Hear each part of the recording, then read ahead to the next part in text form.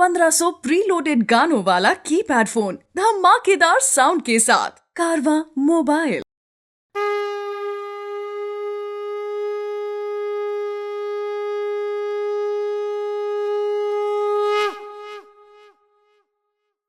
Hare Krishna Krishna Krishna Hare Hare, Hare Ram Ram Ram Hare Hare. Chapter 3, Karma Yoga. In the previous chapter, Lord Krishna described Arjuna in verse number 39 two paths of self-realization, Sankhya and Buddhi Yoga, which is also known as Karma Yoga. But there was some confusion on the part of Arjuna. The confusion was not deliberate, but it is natural when any subject matter is new. The student is expected to put some questions. Because this knowledge should not be kept just in books, it has to be applied, and Arjuna, being a sincere student, wishes to have a clear understanding so that he can practically apply in his life. So let us see what Arjuna asks and how Krishna clarifies his doubt. This session is dedicated to His Divine Grace, A.C. Bhaktivedanta Swami Prabhupada, our spiritual master and the founder and acharya of the worldwide Hare Krishna movement. Arjuna uvacha jayasi chet karmanaste mata buddhir janardana tatkim karmani ghore mam niyojayasi keshava. Arjuna said, O Janardhan, O Keshava, why do you urge me to engage in this ghastly warfare if you think that intelligence is better than fruitive work? As we have seen in the last chapter, Lord Krishna has completely denounced, criticized the tendency of fruitive work. Fruitive work means expecting to enjoy the results of one's activities. And Arjuna was shown the path of Buddhi Yoga to become free from the bondage of work.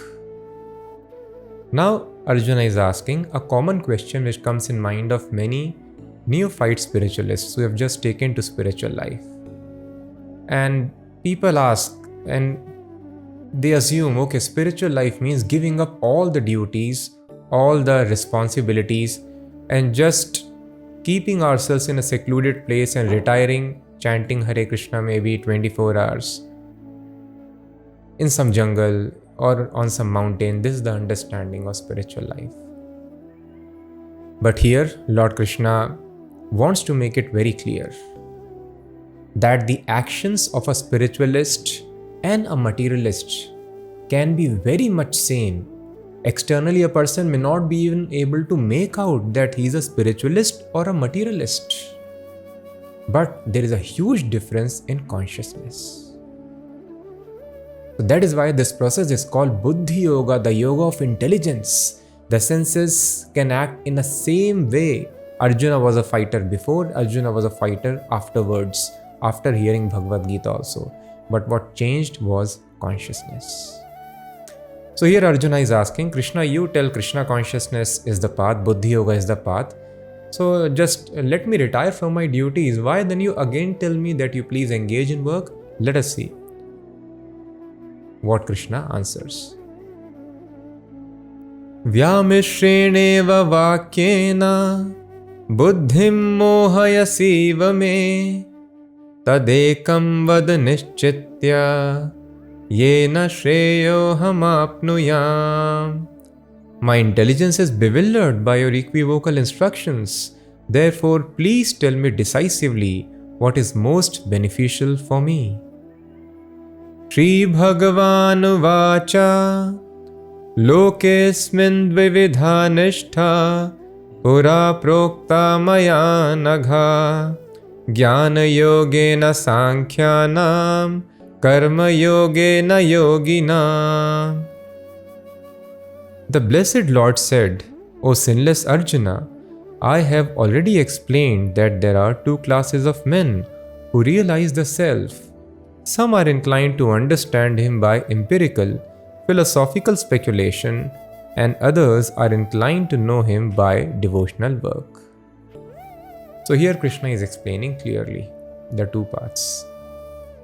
One set of spiritualists, they are called the Sankhya Yogis or the Jnana Yogis. They renounce the duties given by the Varnashrama institution. Brahman, Kshatriya, Vaishya, Shudra, Brahmachari, Grahastha, Vanprasth and Sannyas. These are four social and spiritual divisions of Varnashrama institution. In this institution, as per the psychophysical situation of a person, certain duties are assigned so that person can gradually move from tamasic mode to sattvic nature and eventually become a self-realized person and stop the process of repetition of birth and death. This is the sum and substance of all the duties, ultimately to make him Krishna conscious. But there are some people who renounce all these duties. They just want to understand Krishna by philosophical analysis. That is called the path of Sankhya or Jnana Yoga. Whereas others, they are also spiritualists, but they want to understand God by the process of work. They are called Karma Yogis. So both the yogas are very important and they are interdependent. That is why we will see Krishna will explain. Immature people, those who are not wise, they think it is different. They both are interdependent, as is religion and philosophy. Some people, they simply philosophize without any understanding of religion. That is simply mental speculation. That will not lead us to end result. Our brain is too tiny to understand anything about the absolute truth without the help of religious scriptures, the instructions given by God. On the other hand, there are some people who simply get stuck in the rituals without understanding any philosophy and they become fanatics. So that class also we have seen. There are religious people who are fanatic without any philosophy. And there are some people who are simply philosophizing, trying to understand what is truth without understanding from God what is truth. They want to understand God without explanation of God. So both the cases, the person is not able to understand absolute truths. So there should be religion. Religion means instructions given by God. We have to purify our brain intelligence so that we can understand God. And philosophy is very much required for. So spiritual life is not a sentimental process. It is a scientific understanding of absolute truth. But if there is only philosophy without religion, again it is a failure. So Sankhya and Karma Yoga both go hand in hand. Na karmanam anarambhan naishkarmyam purushoshnute na cha sannyasana deva siddhim samadhi gacchati. Not by merely abstaining from work can one achieve freedom from reaction, nor by renunciation alone can one attain perfection. Arjuna was willing to renounce. So yes, this renunciation of duties is also recommended. Sannyas is recommended, but for a person who is very advanced and who is self-satisfied. Unless the heart is very much cleansed by the performance of prescribed duties, artificially, just like a person who is very much addicted to drugs. In rehabilitation centers, he is given small doses so that gradually he can give up. Immediately, it is not possible to give up. So that is why for general people, it is not recommended that they renounce the duties immediately. So when the heart is purified by proper discharge of duties, then renunciation is allowed.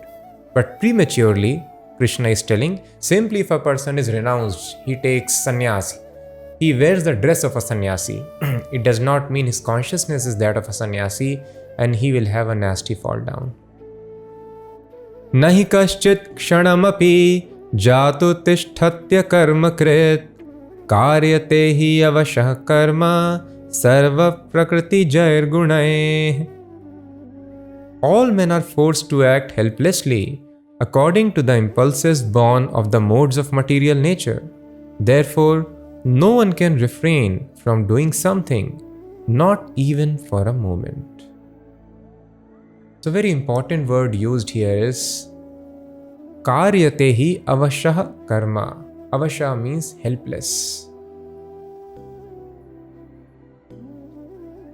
So Arjuna is being warned by Krishna, now you are telling I do not want to fight, but you have got body of a Kshatriya. So helplessly you will engage in fighting. But now if you fight according to my instructions, your life would be glorious. You will become free from the bondage of work. Later if you fight according to your own whims, you will end up getting more entangled. So avasha word is very important. Krishna is telling, Jatu tishthati akarmakrit. Without doing any work, nahi kashchit kshanamapi. Even for a moment, nobody is allowed not to do any work. Everybody is avashaha, helplessly being dragged by the forces of nature. Nature gives us the body, and through this body, nature controls us. Force is there of belly, and thus we are forced to go out and take up some duty, job or business. And we are forced to work hard to fulfill the demands of belly. Grow food or earn money to have food. Then there is force of genitals. So one is forced to have a partner, and then one is forced to work to maintain the partner, and then further extensions of the family. Then there is force of mind. Mind wants name, fame, and for this again a person is put to hard work, certain kind of work. Then a person gets tired, body forces one to go to sleep. In this way the body is continuously forcing us. So a person is helpless. A moth helplessly is driven towards fire. A deer helplessly is driven towards music, and then the hunter catches the deer, loses its life. In this way we are helpless. Nature is forcing us to clean ourselves, to dress ourselves, to work harder, to eat, to sleep. So we are completely helpless, and we feel this helplessness in our lives. So in order to become free from this helplessness, we need to take instructions from Bhagavad Gita. But now Krishna is telling Arjuna, so please understand, nature forces one to do certain duties. Now you may decline, I do not want to eat. After some time, hunger would be very strong and you will be forced to eat. In a similar fashion, please do not try to skip your duties immediately as long as you are driven by the forces of this body. Karmendriyani sanyamya yaste manasa smaran indriyarthan vimodhatma mithyacharasa uchyate. One who restrains the senses and organs of action, but whose mind dwells on sense objects, certainly deludes himself and is called a pretender. So Arjuna, you may take sannyas, but then your mind will always be dwelling upon sense enjoyment. So such a person is not called a sannyasi, renouncer of duties, but a pretender, although he can be in dress of a sannyasi. Yastvindriyani manasa niyamya rabhate Arjuna karmendriya karma yogam asakta sa vishishyate. On the other hand, he who controls the senses by the mind and engages his active organs in work of devotion without attachment is by far superior. So one has to work, but work without attachment. That is why even a householder's life is called ashrama, grahast ashram. Ashram means where spirituality is in center, Krishna consciousness is in center. So without attachment, even a person is householder. Here Krishna is telling he is much superior, much better than a pretender sannyasi. So it is told sannyas ashram is so strict. If a lusty thought is entertained by a sannyasi, the injunction is he should leave his body. The body becomes so contaminated. So sannyas ashram is so strict, you do not have right to live with a contaminated consciousness. Thus these things are prohibited in Kali Yuga. Kalau pancha vivarjayet. So it is not that some people, Shastras were meant for old ages. Now it is 21st century, we have to change the rules. No. The Shastras recommend different rules for different millenniums and centuries. That is why the Dhyan Yoga, which was recommended for Sat Yoga, it is not recommended now. The sacrifices, the special kind of sacrifice, Dravya Yajna, which was meant for Treta Yoga, is not recommended now. The deity worship for self-realization, which was for Dwapar Yoga, Pancharatra istu kevalay. In Kali Yuga, Kalautu Nama Matrena, chanting the holy names of the god, is a recommended yajna or the process. So thus, the Shastras give the wisdom for different ages, and thus they are always applicable. We need to understand what is a recommendation for this age. So thus, in this age, it is told one should not take sannyas. Every respectable person was expected to take sannyas. Go to jungle at 50 years. Pancha shodhvam vanam vrajet. Vrajet means one must go vidhiling. But now, there is no brahmacharya training. Without brahmacharya training, sannyas, if a person takes, then a person may become a pretender. So now also, if a person is very much advanced and qualified, they can take, but it is not allowed for general people. Just like now, if somebody doesn't take education, it is not acceptable. Similarly, some respectable person not taking sannyas was not acceptable at all in previous ages. But in Kali Yuga, for general people, it is told you remain engage in your duties wherever you are, but work without attachment in the spirit of devotion. Niyatam kuru karmatvam karmajyayo hyakarmanaha sharira yatra pichate na prasiddhyeda karmanaha. Perform your prescribed duty, for action is better than inaction. A man cannot even maintain his physical body without work. Yagyarthat karmano anyatra lokoyam karma bandhanaha tadartham karma kaunteya mukta sanga samachara. Work done as a sacrifice for Vishnu has to be performed, otherwise work binds one to this material world. Therefore, O son of Kunti, perform your prescribed duties for his satisfaction, and in that way you will always remain unattached and free from bondage. So the point to be noted here is Krishna is not recommending ordinary passionate kind of work. As people tell, work is worship. Just do your duty very nicely. You need not spend time in reading the Vedas, understanding science of God, and getting too much into it. Just do your duty nicely. Work is worship when the injunctions of Krishna are followed. And what is the injunction? Yajna arthat. When a person does work, sacrificing the results for the pleasure of Lord Vishnu or Krishna, then work is worship. Otherwise, work binds one to this material world. Anyatra lokoyam karma bandhanaha. Person gets bound up in the karmic activities. So yajna means sacrifice. Sacrifice for whom? Yajna vai Vishnu. The scriptures tell another name of yajna, another meaning of yajna is Vishnu. And Lord Krishna further he will explain that do all the works, sacrifice everything only for my pleasure. For those people who do not have knowledge that all the yajnas are meant for ultimate satisfaction of Vishnu, they are recommended to do sacrifice for other devatas also. But if a person is wise, he should understand. This is there mentioned throughout the Vedic literatures. People sometimes they do the duties very nicely. Oh yes, I am a very religious person. I go to temple. I do all the sanskaras. We did Garbhadan sanskar. Then we did Namkaran, Jatkarn sanskar, Upanayan sanskar. We are very religious now. It is told in the Vedas. Ata pumbir dvija shrestha varnashrama vibhagashaha swanushthitasya dharmasya samsiddhir haritoshanam. Haritoshanam, the pleasure of Hari, is the purpose of swanushthitasya dharmasya. Perfection of one's duty. Are we able to please Hari?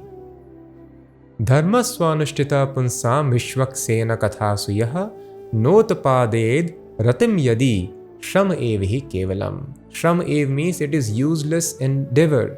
If Vasudev Katha Ruchi, the taste for hearing the signs of God has not awakened, then the purpose of doing duties is not solved, is not served. So this is the purpose of all the duties. Haritoshanam, samsiddhir haritoshanam, perfection of one's duty, samsiddhi, that is called, siddhi means perfection, samsiddhi means ultimate perfection. If a person does his duty very perfectly, then the result would be pleasure of Hari. It is for him, everything is happening here. So by doing our duties very nicely, if we follow the Vedic injunctions, automatically a person should become very inclined. One should develop great taste to hear the message and the signs of Supreme Personality of Godhead. If it is not happening, Shram Evhi Kevalam. So Krishna is telling Yagya Arthat, only for the purpose of sacrifice. If you understand who is the ultimate beneficiary of all sacrifices, that Krishna will declare, Bhoktaram Yagya Tapasam Sarvaloka Maheshwaram. Like in a factory, who is the ultimate beneficiary? The proprietor. So Krishna declares in Bhagavad Gita, Bhoktaram Yagya Tapasam, I am the ultimate beneficiary, enjoyer of all tapasya that anybody does and all the sacrifices. It is being offered to any demigod, but ultimately I am the ultimate beneficiary. Why? Sarvaloka Maheshwaram, because I am the supreme proprietor. But it is not easy to have understanding of God in the lower modes of nature, because we are having various material desires. So as per the capacity of the individuals, whatever modes they are being conducted by, various other sacrifices are recommended in the Vedas. And if one follows this path of sacrifice, one will become free from the bondage of karma, sinful activity. If a person is very, very tamasic, for them also there is yagya. If I want to eat meat, I cannot maintain a slaughterhouse, because ultimately the Vedas want to make a person very sattvic. So there is injunction, you offer sacrifice to goddess Kali, ghastly form of material nature. So one can do such sacrifice outside the city, and he can do only on Amavas. So in that way, there is regulation. Everyday person is not eating meat. And then if he follows this sacrifice, gradually the meat eating tendency, this violent tendency will be eliminated from the heart. So for Rajasic person who want wealth, heroic power, who want to defeat their enemies, different yagyas for different demigods are recommended. Sahayagya praja srishtva purovacha prajapatihi anena prasavishyadvam eshavostvishta kamadhuk. In the beginning of creation, the Lord of all creatures sent forth generations of men and demigods, along with sacrifices for Vishnu, and blessed them by saying, Be thou happy by this yajna sacrifice, because its performance will bestow upon you all desirable things. Devan bhavayatanena te deva bhavayantu vaha parasparam bhavayantaha shreyah param avapsyatha.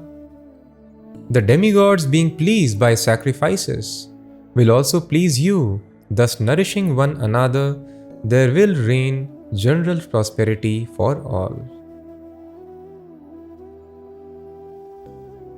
Unfortunately, people sometimes call such descriptions in the Vedic literatures of devatas, demigods, very powerful living entities having supernatural powers living on other planets in this universe as mythology. However, the Vedas never mentioned it mythology. Jivasya tattva jigyasa nartho yascheha karmabhi. This is the motto of all Vedic education. We are engaged in various activities you can do, sir. You can do business, job, or any menial service, or you can be a king or politician. But karmabhi, of all the actions, what is the purpose? The purpose is not simply enjoyment of senses like animals, but the purpose is tattva jigyasa, to understand what is the truth of this life. Who has created this world? What is the purpose? Why am I here? Why am I suffering? When we suffer, we go to doctor. In a similar fashion, we should have this question: why am I suffering? Something is unnatural. I am doing which I am not supposed to do. So human life is meant for such inquiry. All the actions which we are doing, the result is that with jigyasa one should inquire truth. So such professors of the Vedic culture who were sages, they have approved this knowledge as being absolute truth. If we want to understand computers, we go to Faculty of Computer Science. If we want to understand automobiles, we go to Faculty of Mechanical Engineering. Similarly, if you want to understand what is truth of life, we should go to Faculty of Truth Department. And this truth department you'll find only in the Vedic culture. In Vedic culture, all education is meant only for knowing truth. That is why all the pass outs of Vedic schools called Gurukul, they would never take up jobs. Because a person needs to be independent first of all in order to understand truth. So only those people who did not go to Vedic schools, Gurukuls, they would take up jobs. Otherwise, jobs were never taken by any educated person in the Vedic culture. They would remain free.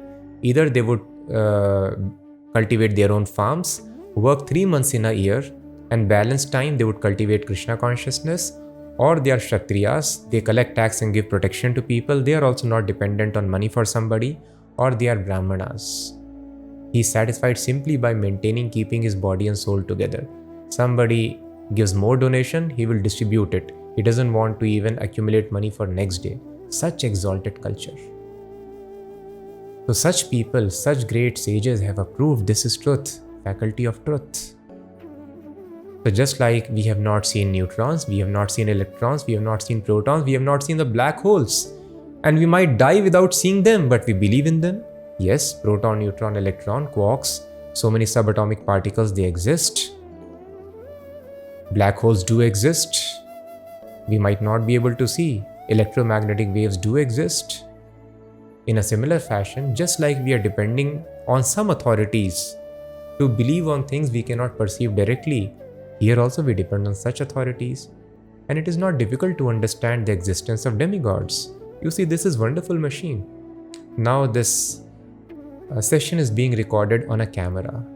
These eyes are more advanced than most advanced camera that we have made till now. How the image comes, it falls on the retina. The curvature is so perfect. The curvature could have been distorted from birth. There could be some deficiency. Of course, some very sinful people, they have this thing.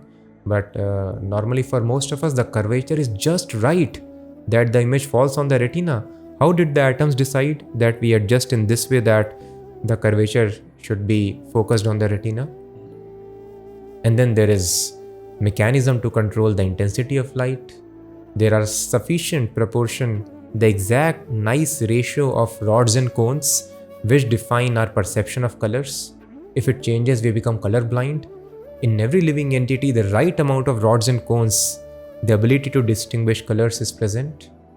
Then there are optical nerves, just like in camera. How the recording, it is able to be converted into electrical signals.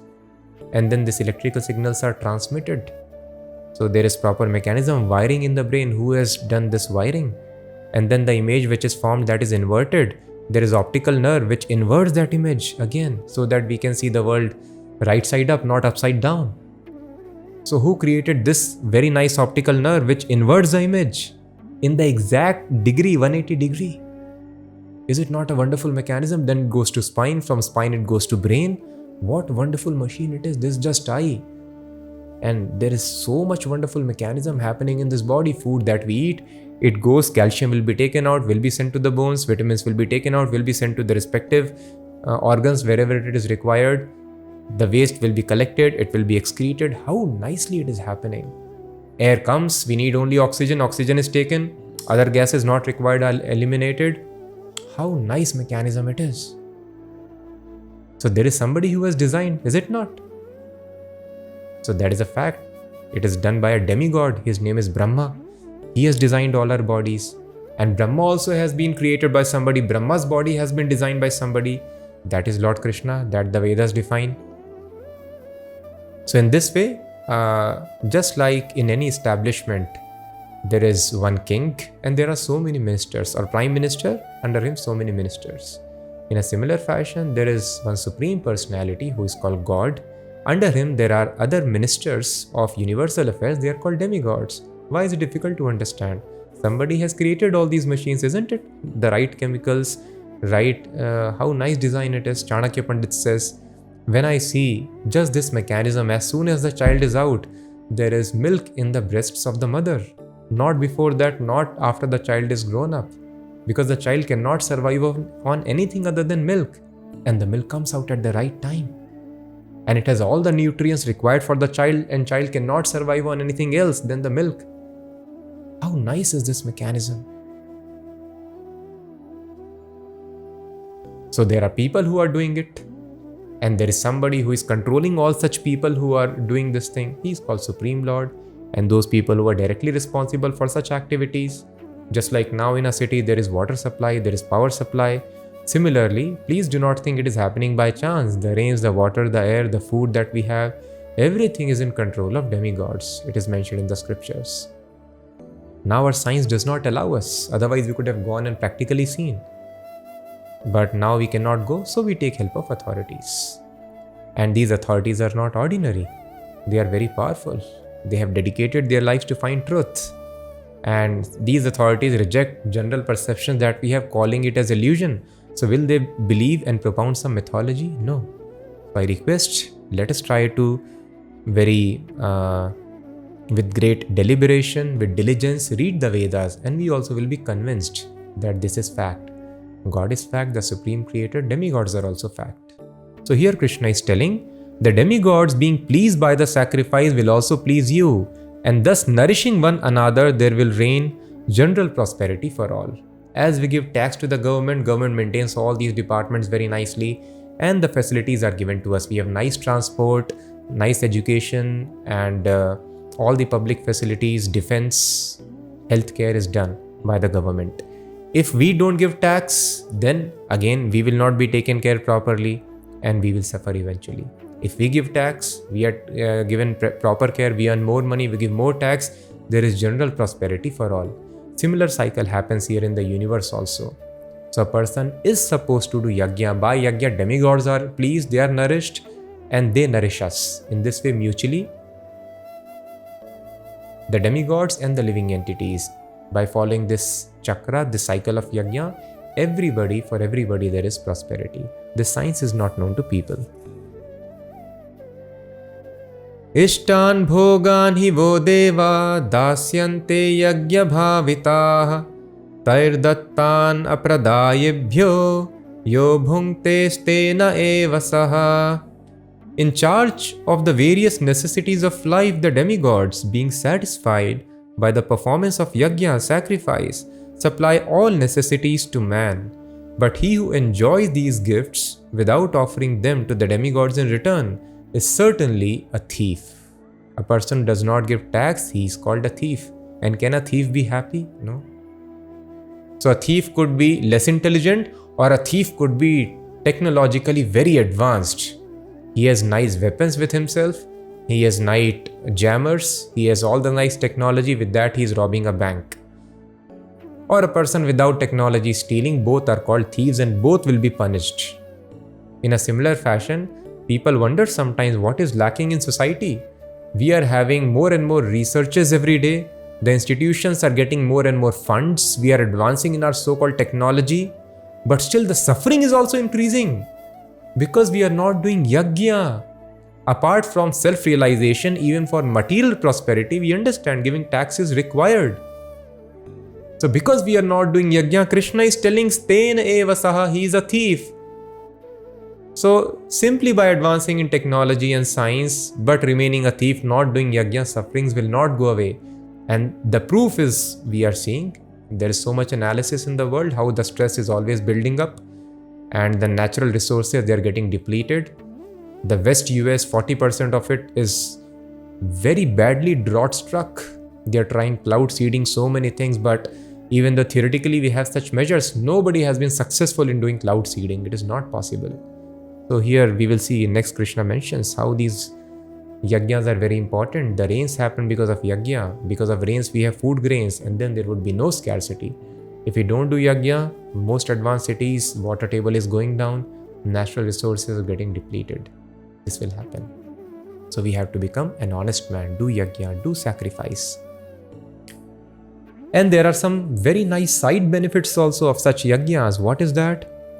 Yajna shishta shina santo muchyante sarvakil vishay bhunjante te tvagham papa ye pachantyatma karanat. The devotees of the Lord are released from all kinds of sins because they eat food which is offered first for sacrifice. Others who prepare food for personal sense enjoyment verily eat only sin. This also we do not know. So many basic things, unfortunately, we do not know, which was part of the culture. Yajna shishtashina santaha. Santaha means saintly people. What kind of food do they eat? Yajna shishta, the remnants of yajna. And why do they do that? Muchyante sarvakil vishay. We suffer only because of sins. We have to understand. Please, this is very important. It is ignorance if we think because of bad government I am suffering, because of bad neighbors I am suffering, because of bad family members I am suffering, bad life partner, bad boss, bad subordinate, bad weather. No, sir. We are suffering because we have broken laws of nature. These are merely instruments of our suffering. That is why a person should be desperate to know what are the laws so that I don't break them further and continue or expand my suffering. And I should be eager to get rid of the reactions which have accumulated because of past sinful activities. And how to do it? This is the way. Yajna shishta shina santa. By eating yajna shishta, remnants of yajna shishta, food which is offered in yajna or offered to Lord Krishna. Yajna is one of the names of Lord Krishna. So directly either we offer to Krishna and then we take the food, or we do yajna, which was being done in Treta Yuga, like that. We get freedom from the sinful reactions. Just imagine, person becomes free from sinful reaction, he becomes happy just by eating the food. That is why it was culture in the country that nobody would take food without offering it first to Lord Krishna in the temple. Every Brahmana, he would have a Shaligram Shila to worship. Shaligram Shila is another incarnation of Lord Krishna. And the food would be offered first to Shaligram Shila, and then if he is worshipping some other devatas, they would be given prasadam, which is offered to Shaligram Shila. Then it would be distributed to general people, everybody. And if we do not do that, the advantage is if we do that, we are freed from the sinful reaction. Bhunjante te tvagham papa ye pachanti atma karanat. Atma karanat, if a person cooks food for one's own pleasure, gratification, agham pap, he is not just doing pap, sinful activity. Agham pap means very greatly, verily he is eating only sin, Krishna is mentioning. Because if you cultivate food, first of all, tilling the field, plowing, you kill so many microorganisms or germs, insects. So killing is killing. Soul is same, either in small body or big body. Whether you smashed a person who was walking on road or who was riding a big vehicle, the act of killing remains the same, punishment remains the same. So some soul is there in small body or in big body. If killing is happening, the nature is automated to bring suffering to us in the next life, and we will be killed.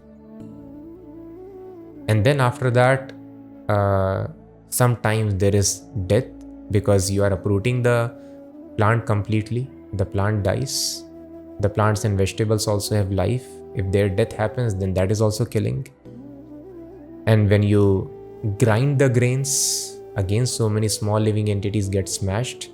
When we cook in flame of the fire, so many living entities die again. When we eat, when we chew, when we drink water, so many small living entities again die.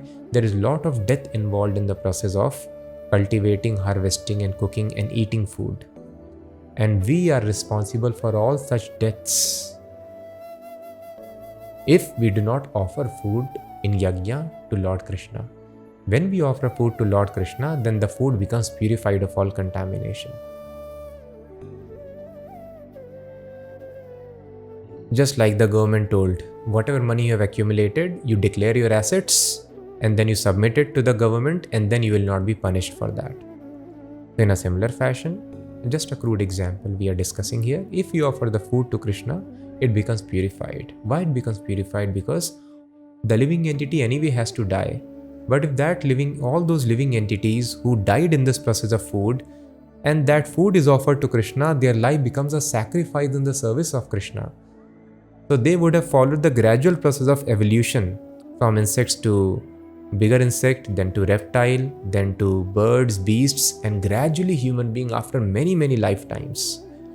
But because now their life has become sacrifice for Krishna, because that food has been offered to Krishna, they immediately get promoted to a human form of life. This is a great science. Thus that food becomes purified. It becomes a benevolent activity for all the species involved. And when a person takes that purified food, he is freed from all sins.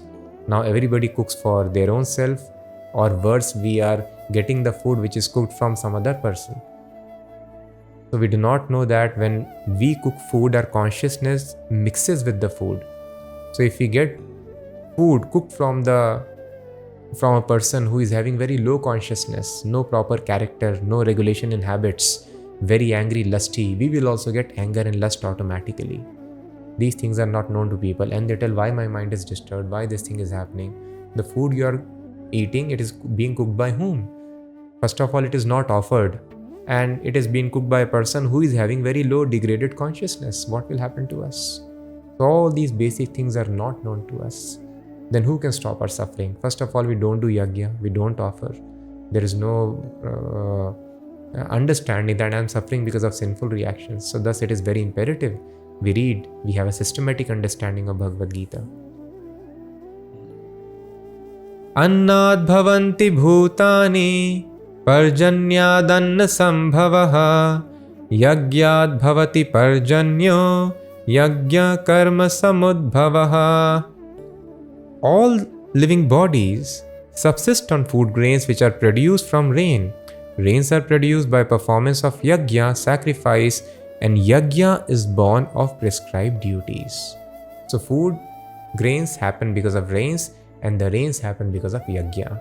Thus, because we are reducing yajna, it is told in the Vedas, the rains would be very, very scarce in the days which are going to come in Kali Yuga, especially towards the end of Kali Yuga.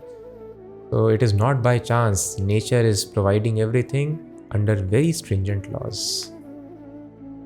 And yajna is born of prescribed duty. If you don't do your duty, where is the question of sacrifice? Sacrificing the results. Karma brahmodbhavam vidhi brahmakshara samudbhavam tasma sarvagatam brahma nityam yajne pratishtitam. Regulated activities are prescribed in the Vedas, and the Vedas are directly manifested from the Supreme Personality of Godhead.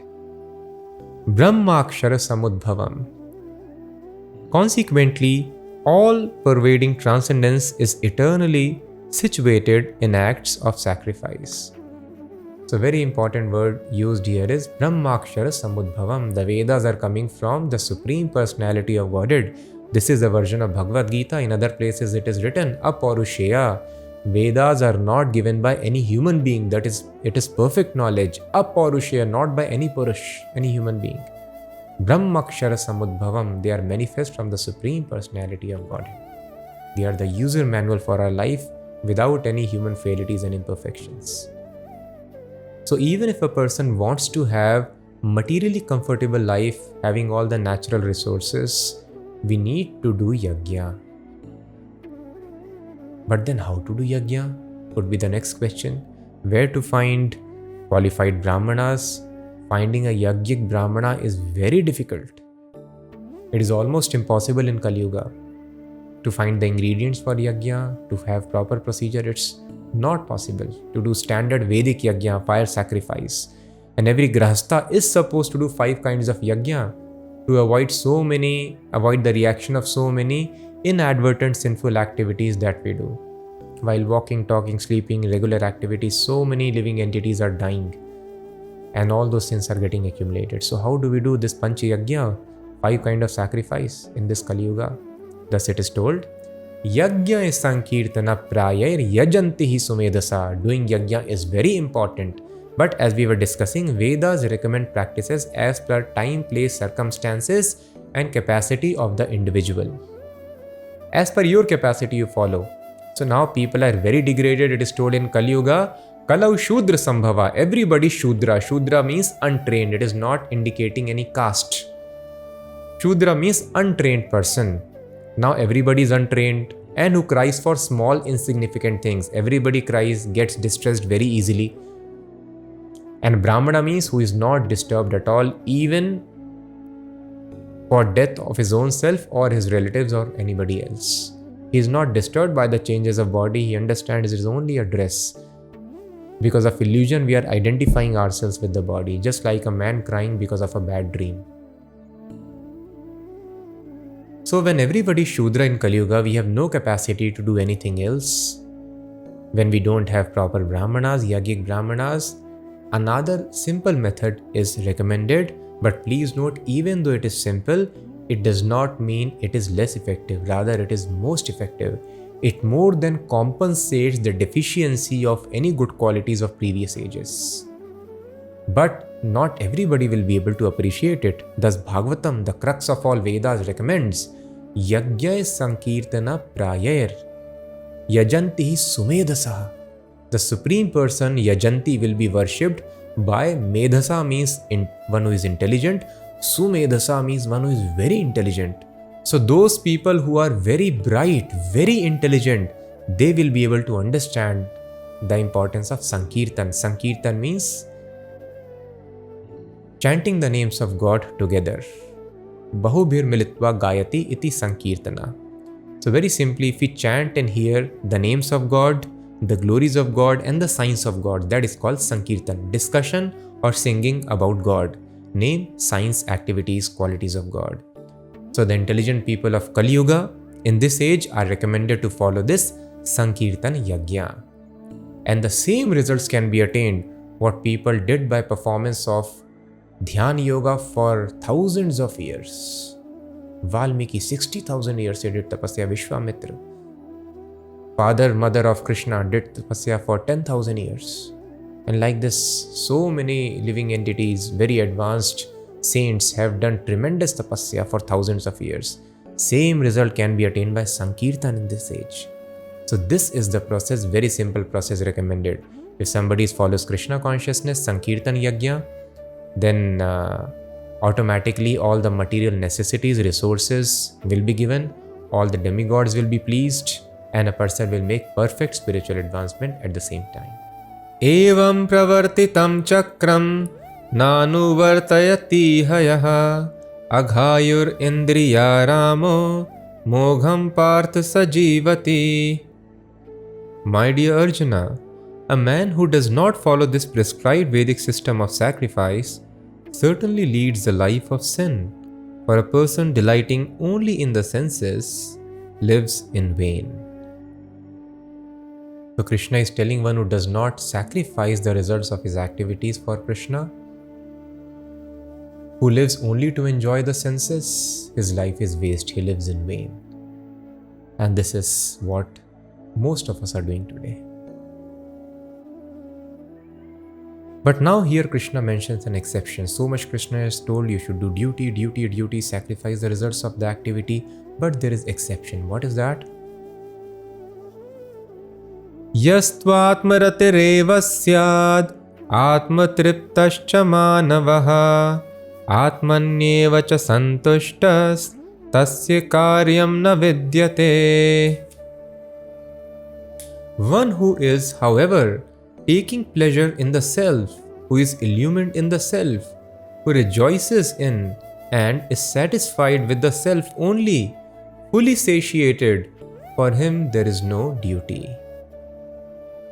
So one may ask, then who is supposed to renounce and just engage himself in the study of the Vedas? So here it is told, yes, there is a category of people who are Atmarati, who are completely satisfied. So such people, they can renounce the activities, their occupational duties, and they can read the Vedas, they can just chant Hare Krishna entire day, they can worship Krishna, and completely have a renounced order of life. But such a person should be Atmarati. It should not be simply the change of dress to get public attention, but a person should be self-satisfied. So two kinds of people are called self-satisfied or Atmaram. This word is used in Bhagavatam also.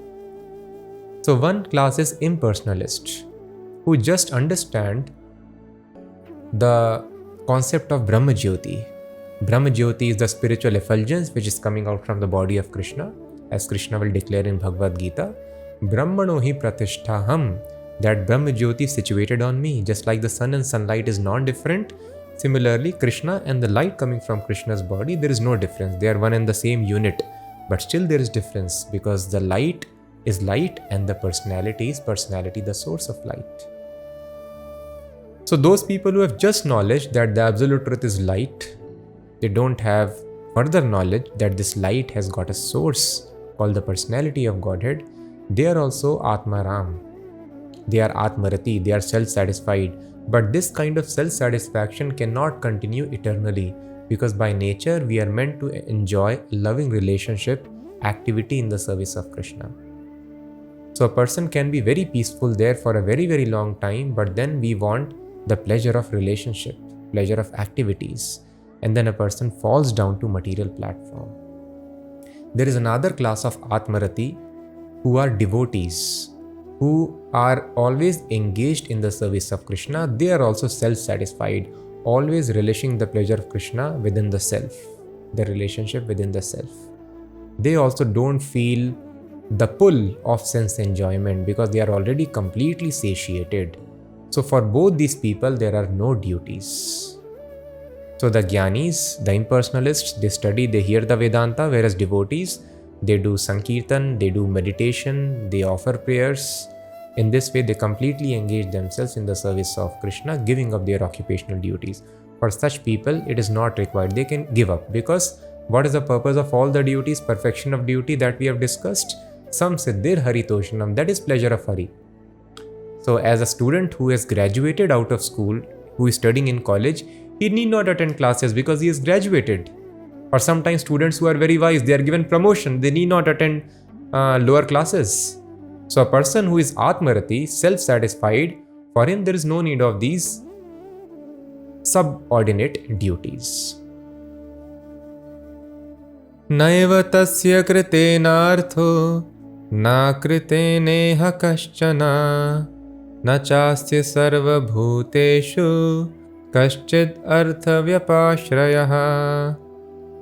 A self-realized man has no purpose to fulfill in the discharge of his prescribed duties, nor has he any reason not to perform such work, nor has he any need to depend on any other living being.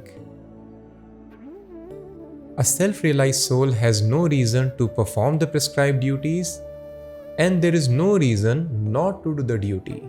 So what he is supposed to do? He can do anything as per the wish of the Supreme Personality of Godhead. That is what Lord Krishna is recommending now. Tasmadasakta satatam karyam karma samachara asakto hi acharan karma param apnoti purushaha. Therefore, without being attached to the fruits of activities, one should act as a matter of duty, for by working without attachment, one attains the Supreme. So the Supreme is impersonal Brahma Jyoti for the impersonalists, and the Supreme is Supreme Personality of Godhead for the devotees, for the Buddhi Yogis or Bhakti Yogis.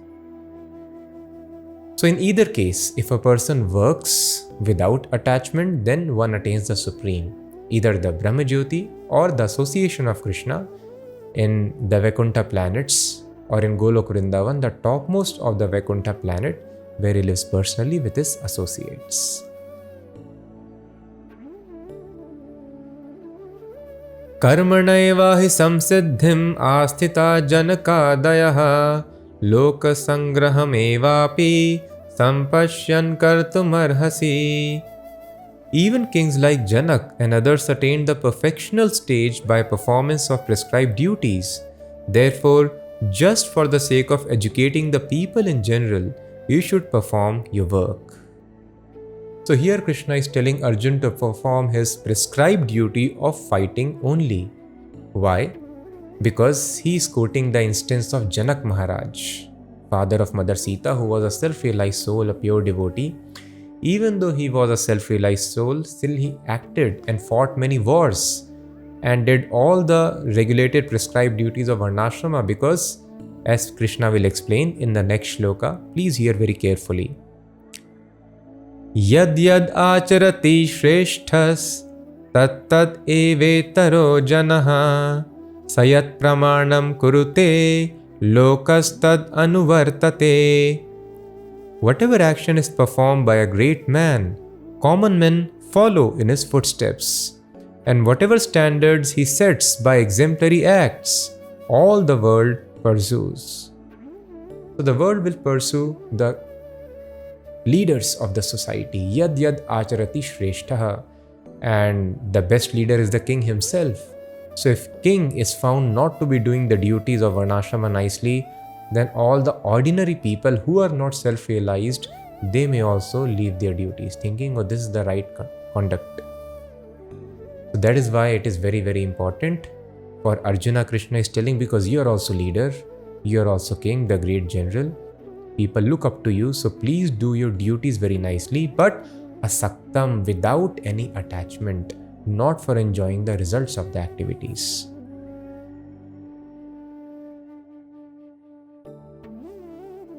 न मे पार्थास्ति कर्तव्यं त्रिषु लोकेषु किंचन नानवाप्तमवाप्तव्यं वर्त एव च कर्मणि. O son of Pritha, there is no work prescribed for me within all the three planetary systems, nor am I in want of anything, nor have I need to obtain anything, and yet I am engaged in work.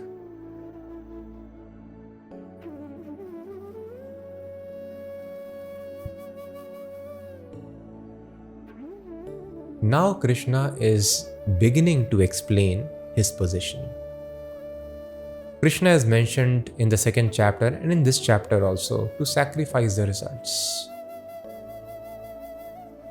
Now Krishna gradually will bring Arjuna to the point of directly giving instructions. Sacrifice the result for me. Why? What is my position? Here Krishna begins to explain, and more clearly Krishna will start explaining next chapter onwards.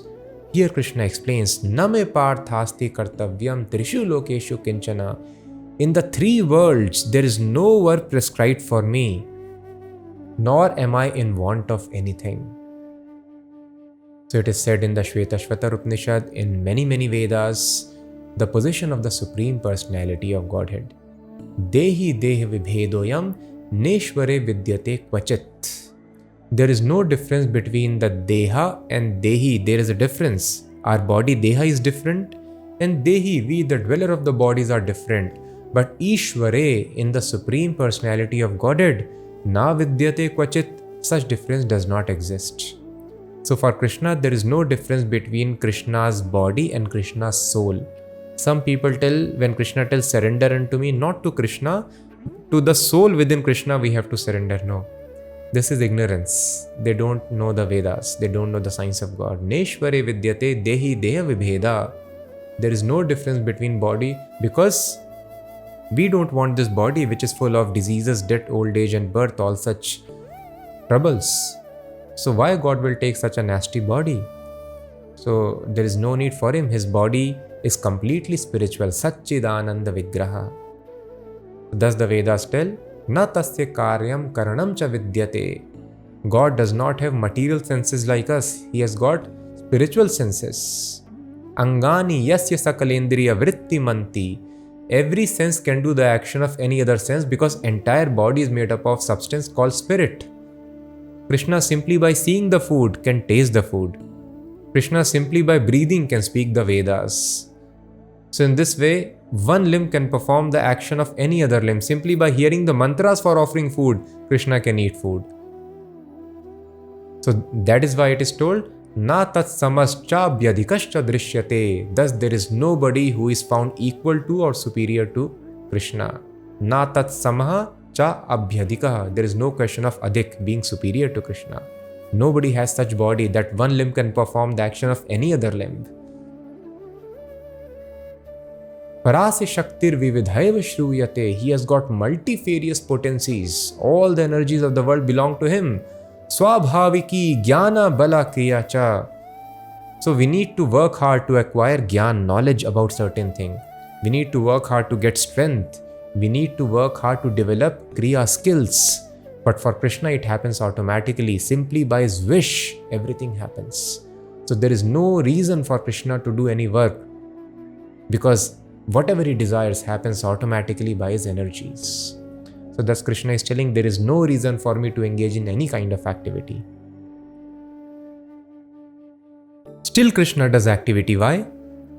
Yadi hyaham na varteyam jatu karmanyatandritaha mama vartamanu vartante manushyav partha sarvashaha.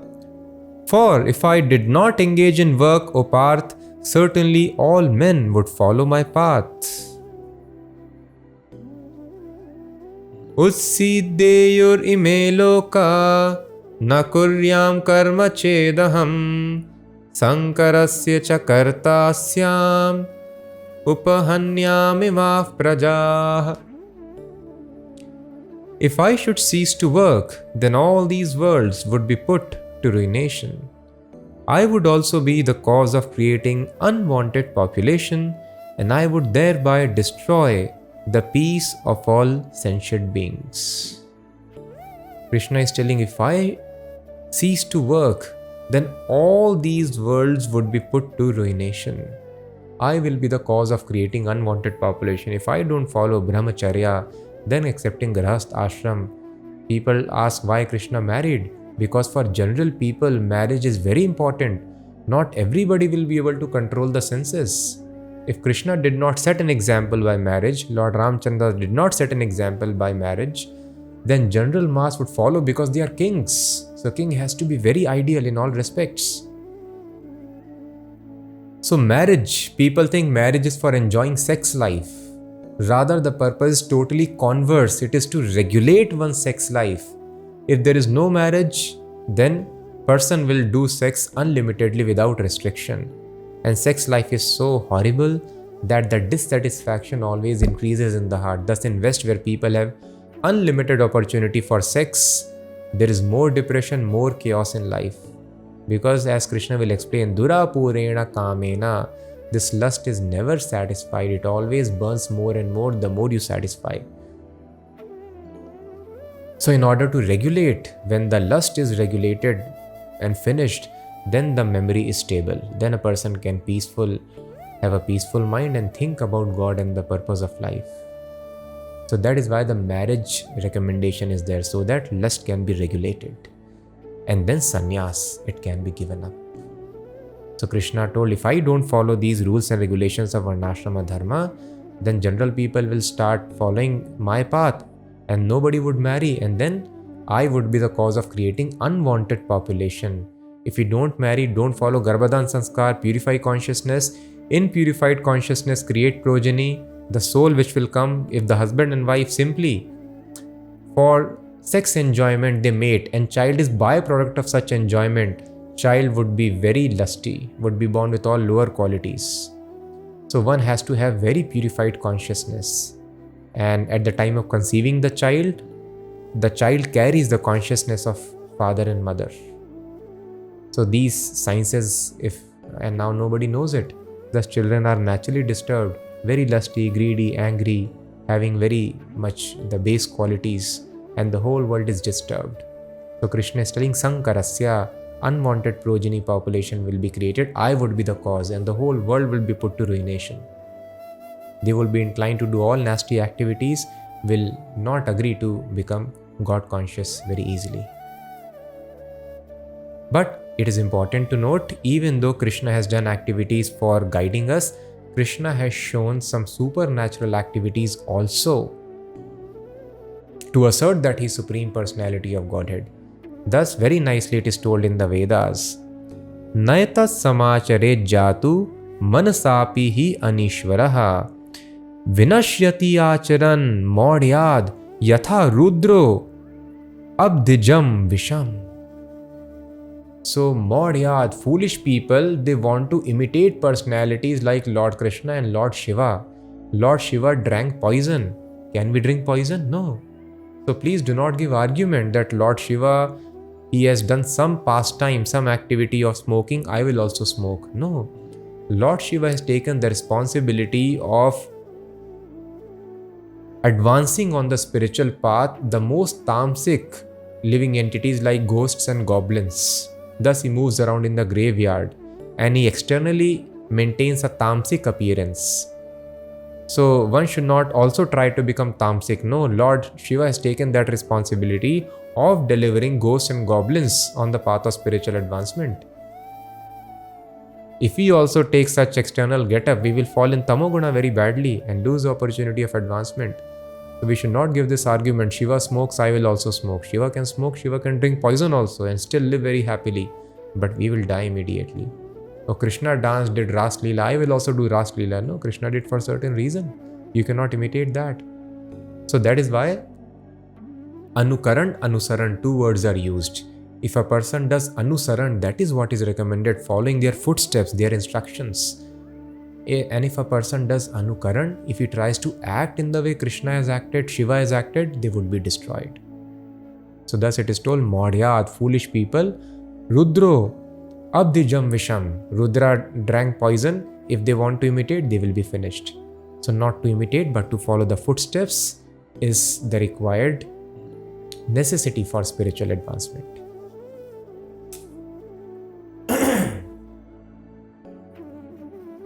Sakta karmanya vidvanso yatha kurvanti bharata kuryad vidvans tatha saktash tikir shurloka sangraham. As the ignorant perform their duties with attachment to results, similarly the learned may also act, but without attachment, for the sake of leading people on the right path. So thus there is no necessity of leaving house for perfecting one's spiritual life. As the materialist is acting, similarly we may also act. There is no need of changing one's position. Sthane sthita shrutigatam. We simply have to shrutigatam, keep on hearing the signs of Krishna and explain it to others. Keep on hearing the names of Krishna, explain it to others. Shrutigatam tanuvan manobhir. And surrender to Krishna wherever you are. Try to fulfill his orders, like he is ordering Arjuna to fight. Similarly, Krishna has got a plan here to deliver this knowledge to people. Simply if we do our activities for the service of Krishna, for delivering this knowledge to people, then wherever, whatever job, business, occupation we are doing, we can do that. But without attachment to the results. That is a spiritualist, perfect spiritualist. This is spiritual life. When the end is material enjoyment, that activity is called materialism. When the end is spiritual enjoyment, enjoyment of Krishna, then that is called spiritual life. As simple as that. That is Krishna's recommendation here. As the ignorant perform their duties with attachment to results, similarly learned may also act, but without attachment, for the sake of leading people on the right path.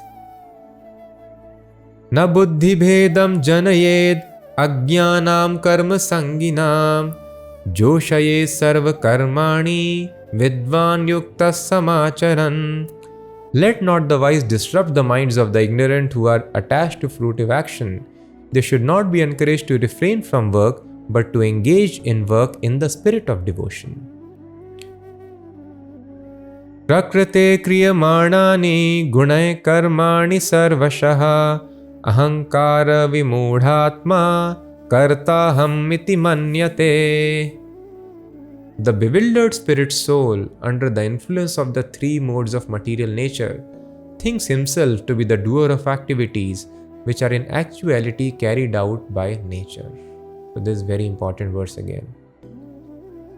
It is told here, please again read this verse very carefully, verse number 27 of this third chapter. Prakrite he kriyamanani gunay karmani sarvashaha. Prakriti, nature is doing everything by the three modes of nature: guna, sattva guna, rajoguna, tamoguna. Ahankar vimudhatma, but mudha means foolish, vimudha means specially foolish. Specially foolish living entities, what do they think? Out of false ego. False ego means, as we discussed, because of this energy we think I am the body. So in this false ego, I am this body, they think I am the doer also. Karta aham, I am the doer, iti manyate, in this way they think. So this is ignorance. We are helpless, almost like puppets. In human life we have got some freedom, otherwise in all other lower species, non-human species, animals, reptiles, birds, beasts, we are just like puppets. They are completely controlled by the modes of nature. As we can see, the animals cannot change their behavior. The dog will eat in a certain way, will sleep in a certain way, will mate in a certain way, and so do other animals and plants also. But human being can change, and he should change for good. Unfortunately, we are changing for the worse. We are becoming animal-like, non-regulated in our activities. Regulation, control means human, no control means animal. So this freedom is given so that we can further move up the evolution ladder, get more sattvic bodies. If not, we are able to liberate ourselves. But unfortunately, in today's civilization, do whatever you want. This life is all in all. There is no next life. So person becomes very eager to enjoy his senses like animals, because he will die very soon and eventually becomes an animal in the next life. So thus, nature is doing everything. We are not the doers. In human form of life, we have got certain freedom. But in human form of life also, we are almost very much forced. Avashaha. We are passive actors. If we have got body of a man, if we are in ahankar, we will get attracted to women. I think, oh, I am choosing a woman. No, sir, you are being forced to choose a woman. Similarly, woman is forced to choose a man. Helplessly, mind body gets attracted. And then there is hunger. You are forced to eat, forced to work. Then nature makes you believe, because of this energy, because of Rajoguna and Tamoguna, person thinks I am the body. Now he wants name and fame in society, forced to do certain kind of activity. If you have got certain modes of nature, mix of Rajoguna and Tamoguna, we will be doing the task of a farmer, businessman, a trader. If we have got Rajoguna predominantly, we will be doing the task of administration. We will be Kshatriya, a warrior.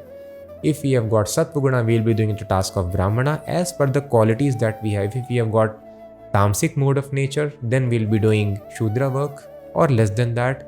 As per the qualities, helplessly we think, we behave. Psychology, physiology is under control of nature. How the body is acting, how the food is getting digested, nothing is in our control. Unfortunately, we think I am the doer. No. Nature is doing it. Is nature's plan. Just like the government decides, now we want to make a road here. So the mason and the laborer cannot tell I have made the road. Engineer cannot tell I have made the road. Government, we tell government made the road. They are acting as instruments. If engineer tells I will not make the road, laborer tells I will not work on the field, will the road not be made? Road will still be made.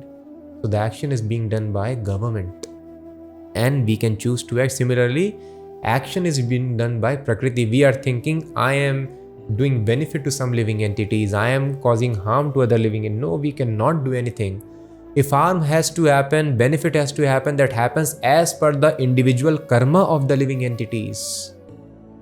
We may become instrument. If money order has to go to somebody, the postman earlier, this digital transactions were not there before. So postman will carry money. So anybody can choose to act as postman and he can carry money order. But postman cannot supply money to anybody. So we should not think, I am dependent on my boss to give me money. I am dependent on somebody to give me. No, if money is in destiny, money will come by ways and means. We should just do our regulated work. That's it. By working hard, we will not be able to increase our opulence. We might be able to accumulate for some time, but that money will go away. Either by disease, theft, robbery, or our relatives will enjoy, but we will not be able to enjoy even by accumulation. If I think, these living entities are dependent on me for maintenance, no. Prakriti, nature is maintaining under supervision of Krishna. We may choose to act as instrument. If we do our duty nicely to maintain our family members, we will be rewarded. If we don't do our duty nicely, we will be punished. If a civil engineer, he is not now doing his task nicely, he will be punished. If he does nicely, he will be rewarded, promoted. But he is not the doer. In a similar fashion, we should understand, I am simply an instrument. The work will happen, harm will happen, good will happen to people. So that is why a living entity saves time from material activities. Yes, we do maintain people, we maintain our family, we maintain everybody, but for ultimate elevation to Krishna consciousness. Unnecessary, we don't take anxiety to solve the problems of life because we cannot solve it. Problems will come as per destiny. So we do regulated work, try to solve problems as far as possible, but we should understand it is happening as per the nature. We are simply an instrument. So our focus should be to elevate Krishna consciousness of my own self and that of my family members and society and nation. This is the prime motto of work for a spiritualist.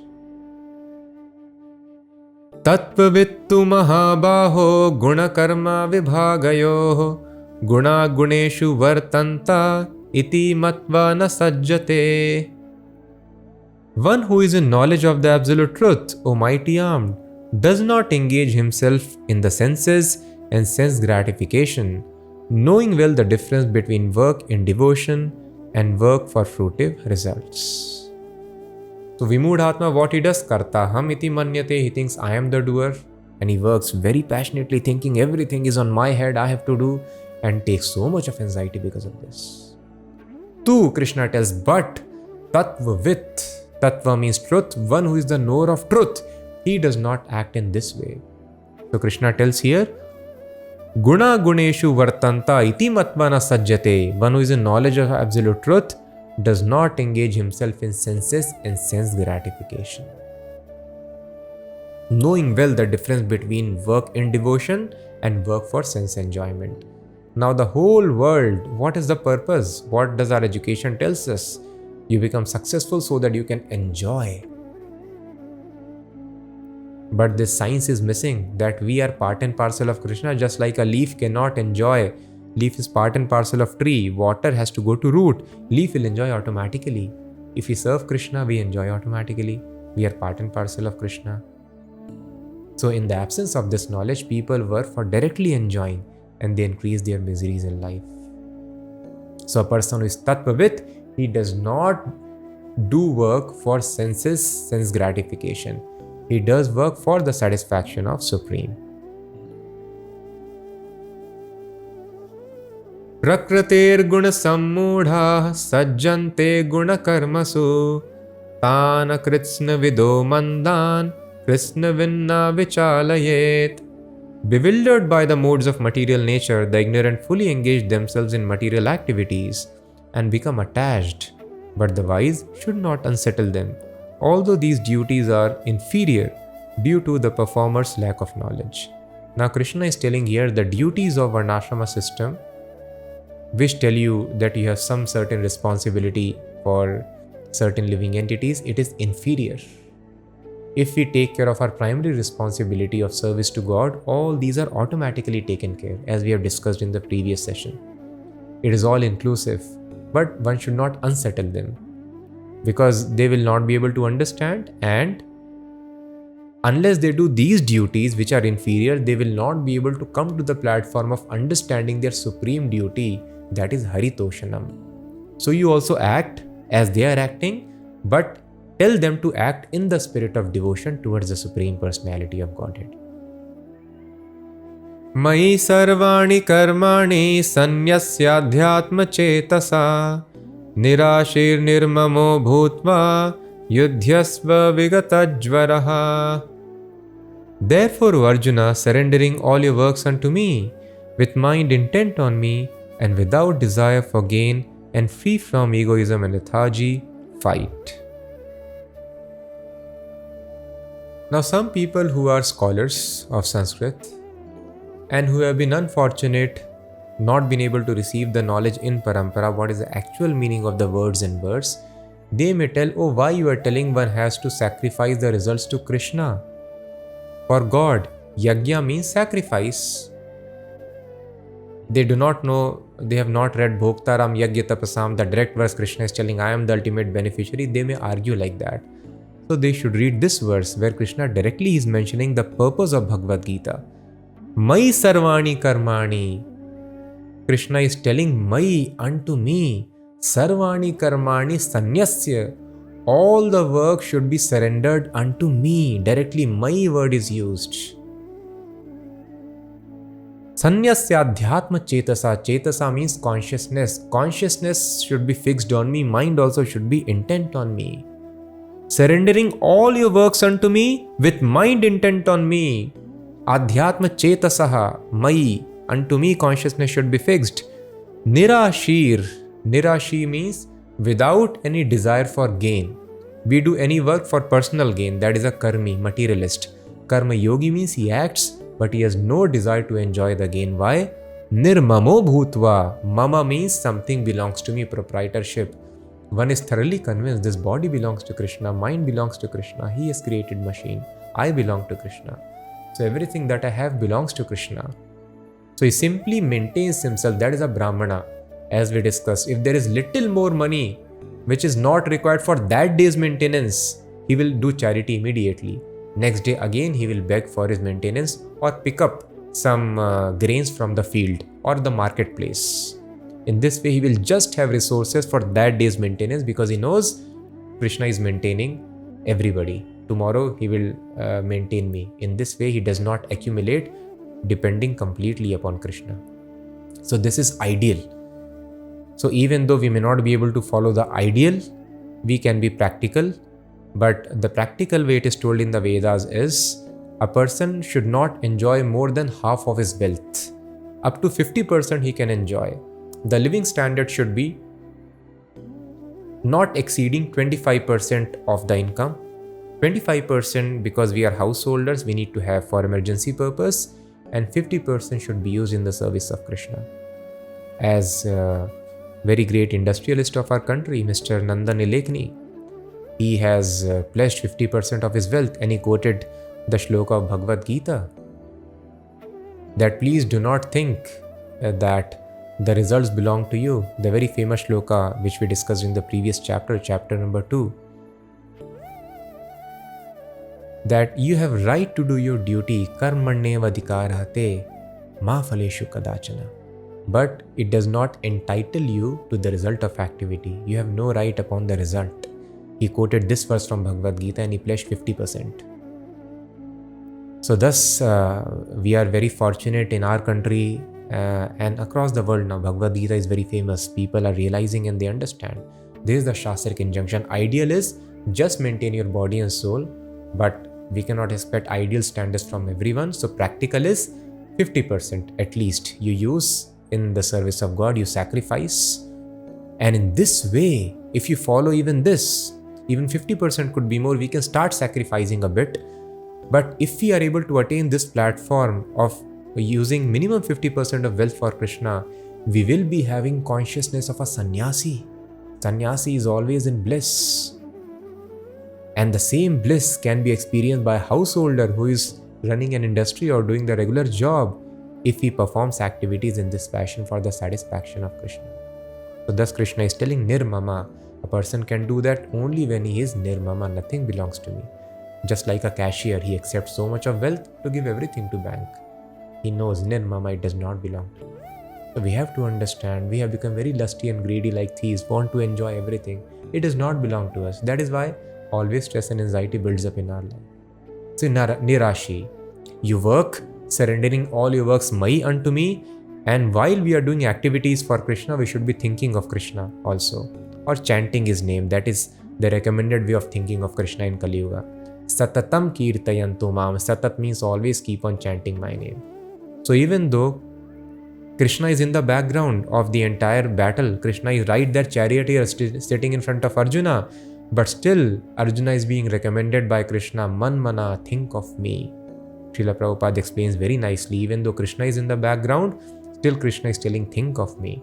So we should do work for Krishna while thinking of Krishna. Another example given is that of woman who is having an extramarital affair. That is not encouraged. Example is given. Who is having an extramarital affair, she would be more careful. People tell, oh, if I follow spiritual life nicely, I'm not able to do my duties nicely. No, that is why this example is important.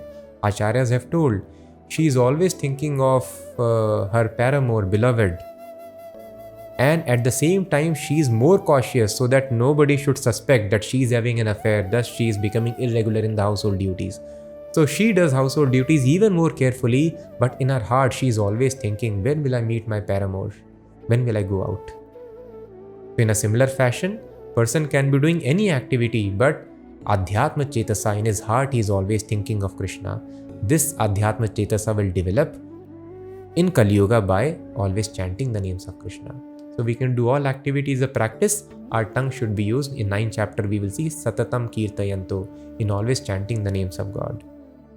If you belong to other religion, Prabhupada tells, you have different name of God, you can chant that also, but that should be name of God.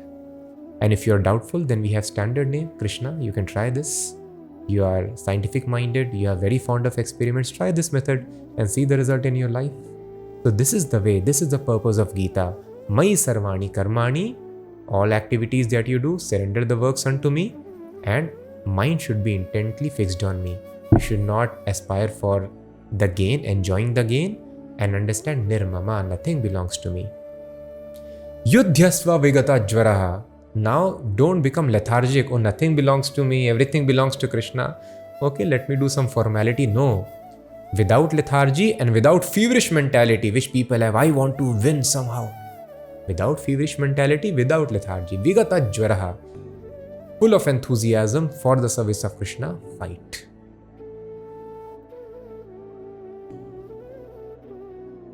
Ye me matam idam nityam anutishtanti manavaha Shraddhavanto nasuyanto muchyante tepi karmabhihi.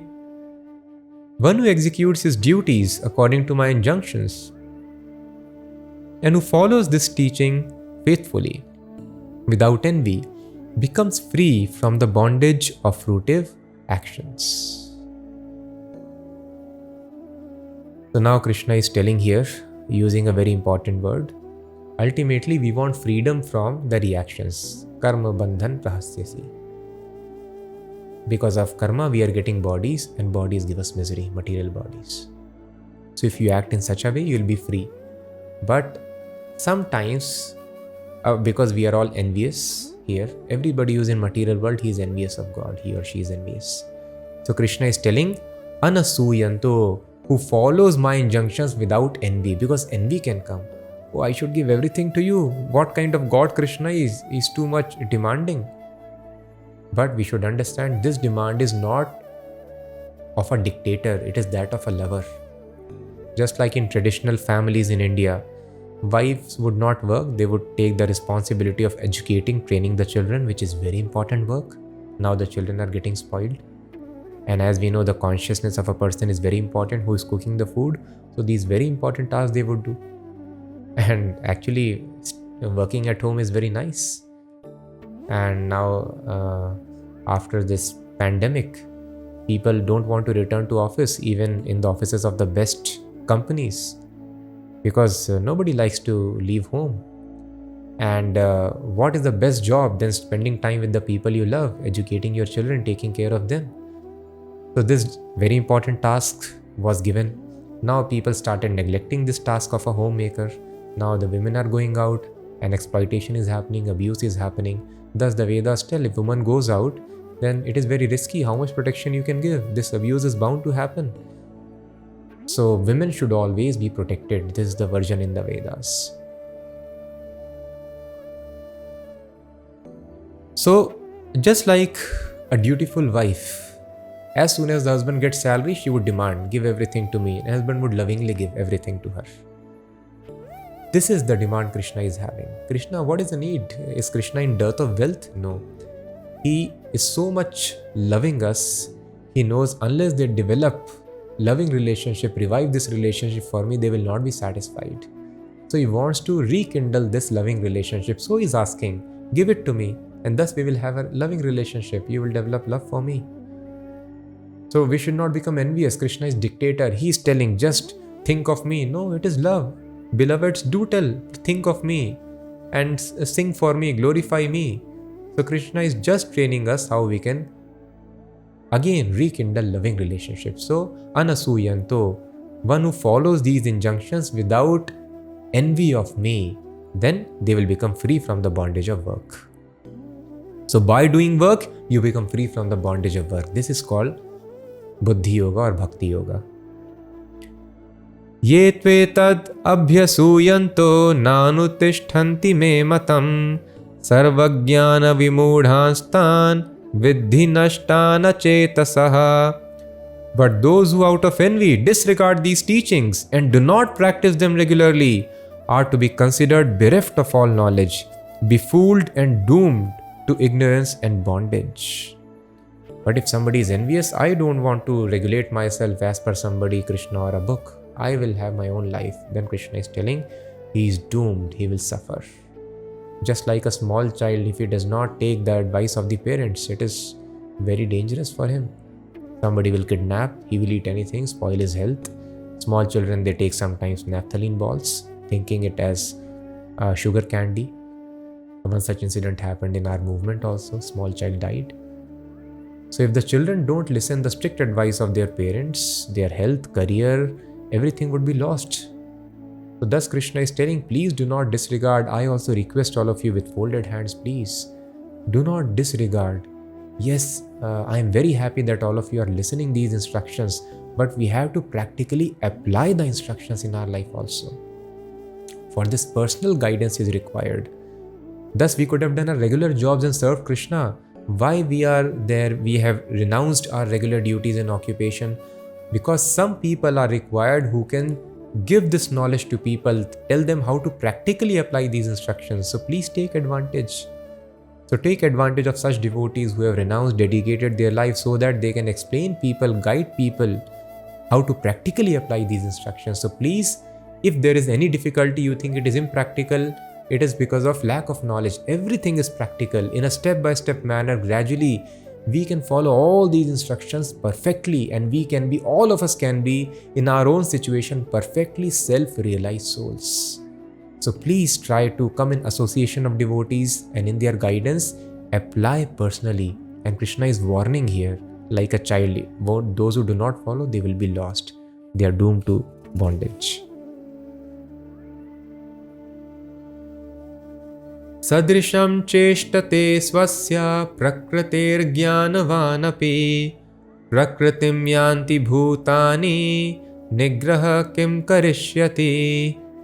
Every man, I'll repeat,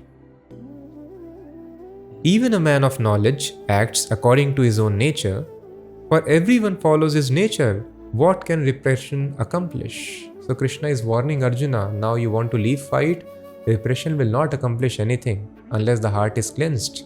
So use your tendencies in my service. Indriyasyendriyasyarthe ragadveshau vyavasthitau tayorna vasham agachet tau hi asya paripanthino. Attraction and repulsion for sense objects are felt by embodied beings, but one should not fall under the control of senses and sense objects because they are stumbling blocks on the path of self-realization. Just like sometimes very attractive offers come, click on this link, you have a sudden reward waiting for you. We don't fall for that. Some people call us, they want the details of our credit cards, debit cards, and give us attractive options. We might get attracted, but we don't click on such malicious links. We don't respond to such calls. In a similar fashion, in this material world, unfortunately, when we see any sense object, we feel attraction. That is nature of this body. Something will be attractive, something would be repulsive. And our life's motto is to chase those things which are attractive and avoid those things which are repulsive. But Krishna is telling no. You should simply know what God desires me to do and then just engage myself in the service of God as per the direction of spiritual master and not fall for the stumbling blocks of sense objects. They are stumbling blocks on the path of self-realization. try to tolerate. Just like a married man or woman can get attracted to somebody beyond their life partners, but they don't go and marry them. They understand it is not right. We may find something very expensive which does not belong to us, but we don't start enjoying that. We wait for our wealth to grow. Because if I enjoy that, I become a thief. So in a similar fashion, many things would be attractive, Krishna is telling, but don't fall for that. One should strictly follow my injunctions and tolerate the attraction and repulsion of the sense objects.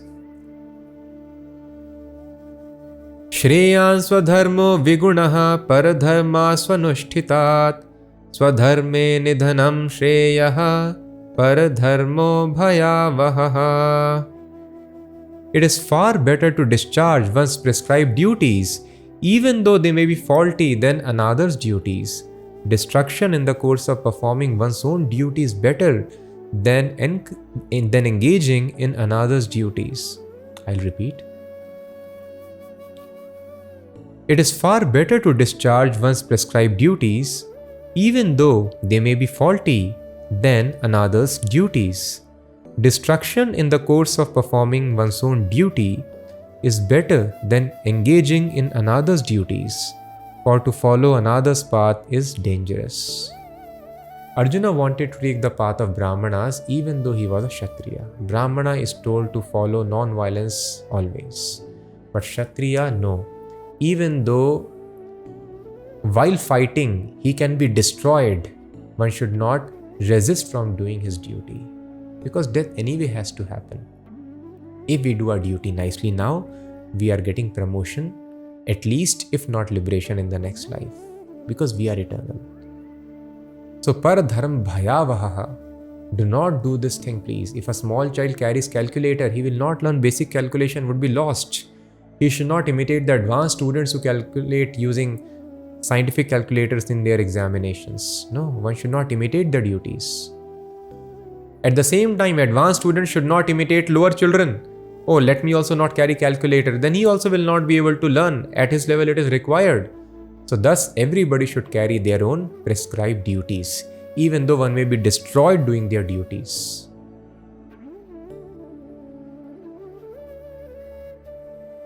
Arjuna uvacha atha kena prayuktoyam papam charati purushaha Anichannapi varshneya baladivaniyo.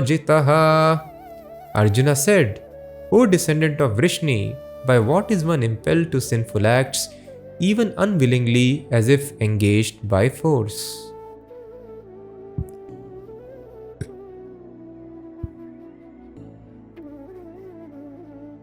Arjuna is asking very important question now. Krishna has told, if you do not do yajna, you are sinful. If you do not eat food which is offered to me, which is offered in the sacrifice, then again you are committing agham papam, gross sinful activity.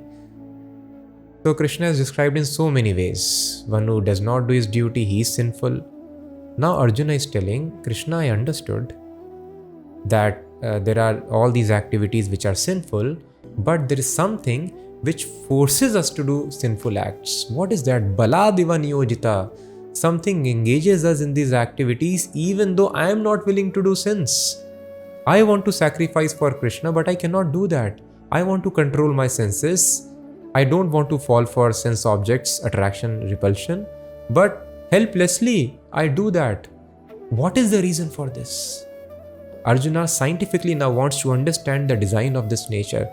What is that energy which is forcing us, even though I am unwilling to commit sins? Now Krishna will help. Shri Bhagavanu Vacha Kamesha Krodhesha Rajo Guna Samudbhavaha Mahashano Mahapapma Vidhyenam Miha Vairinam. The blessed Lord said, it is lust only, Arjuna, which is born of the contact with the material modes of passion and later transformed into wrath, and which is the all-devouring, sinful enemy of this world.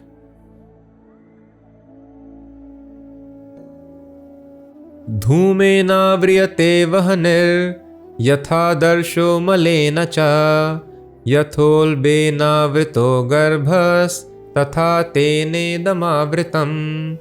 As fire is covered by smoke, as a mirror is covered by dust, or as the embryo is covered by the womb, similarly the living entity is covered by different degrees of this lust.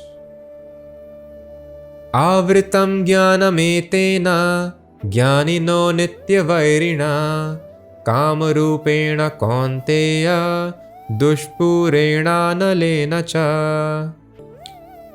Thus, a man's pure consciousness is covered by his eternal enemy in the form of lust, which is never satisfied and which burns like fire. A person is harmed and sometimes killed by the enemy. So, there is no harm by anything external to us. All the harm is because of this enemy which is called lust, which is sitting within us. What is this lust? Krishna tells, Kamesha Krodesha Rajaguna Samudbhavaha. When a living entity becomes forgetful of God, comes in contact with the material nature, then the tendency of loving God gets transformed into lust. Just like the milk is transformed into curds.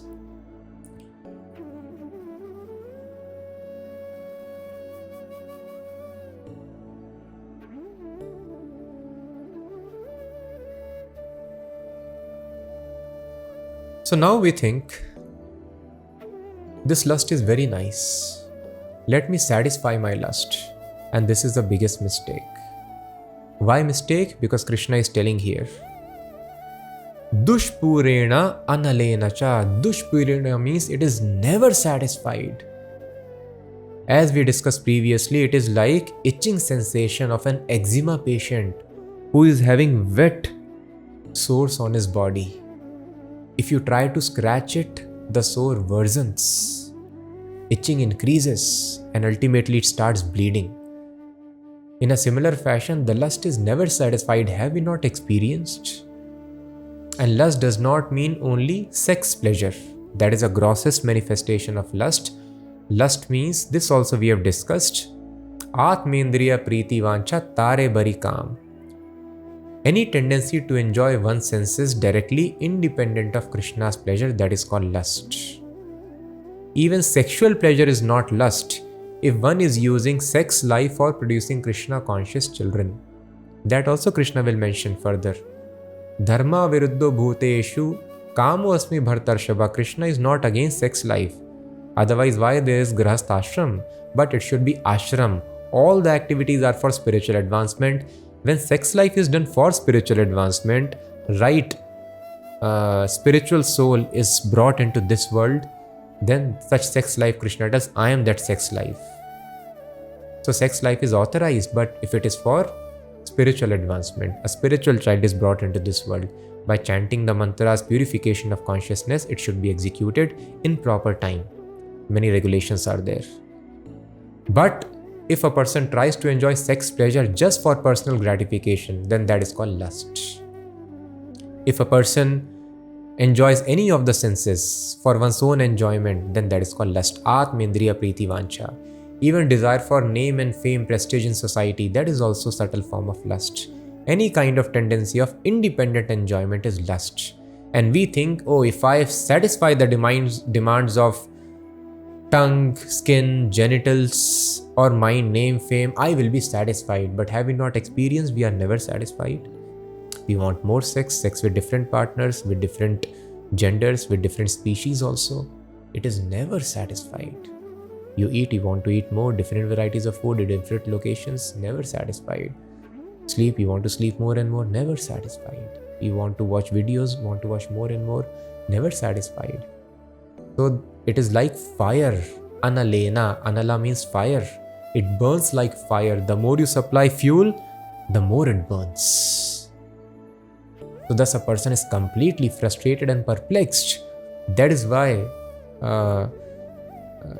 the World Health Organization is ranking United States of America as one of the most depressed nations of the world for last 3-4 years. Why? They have so much GDP, so many nice technological advancement, most advanced defense mechanisms, nice warships, nice commandos, everything. And even unemployed person is having so much of money, nice education, state education, nice healthcare, everything is there. But why depression? And we have seen in our life also, lust never satisfies. Now you have 10 million rupees, you want 100 million. And why the most intelligent people are not able to understand? Because Krishna tells, Indriyani manobuddhir asyadhishthanamuchyate etair vimohyatyesha jnanam avritya dehinam.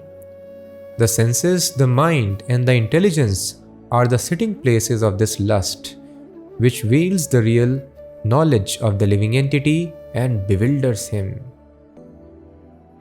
Why we are not able to understand? Because so as we analyze the situation, the strategic position of enemy before launching an attack, it is important to know where the enemy is sitting. So before we attempt to defeat lust, we need to know where the lust sits. So Krishna tells here to identify the enemy's location. And the enemy is sitting in senses, mind and intelligence also. So we are helpless.